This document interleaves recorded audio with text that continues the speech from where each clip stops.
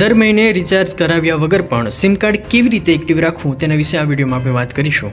ઘણા લોકો પાસે બે સિમ હોય છે, એક મેઇન નંબર અને બીજું સેકન્ડરી.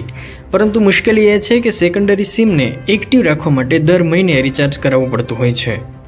પણ શું તમને ખબર છે, ટ્રાય એટલે કે ટેલિકોમ રેગ્યુલેટરી ઓથોરિટી ઓફ ઇન્ડિયાના નવા નિયમો મુજબ સિમ દર મહિને રિચાર્જ કરાવ્યા વગર પણ એક્ટિવ રહી શકે છે.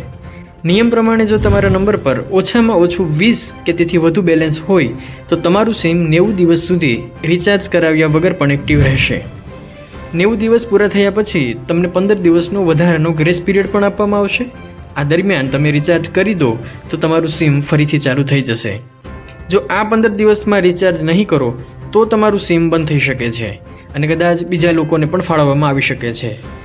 એટલે કે બે સિમ ધરાવતા લોકો માટે આ મોટી રાહત છે. દર 3 મહિને એક નાનું રિચાર્જ કરો અથવા 20થી વધુનું બેલેન્સ રાખો તો તમારું સિમ એક્ટિવ રહેશે અને દર મહિને બિનજરૂરી રિચાર્જ પણ કરાવવાની જરૂર નહીં પડે. તો મિત્રો, આ વિડીયોમાં એટલું જ.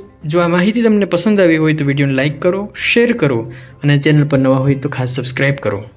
ધન્યવાદ.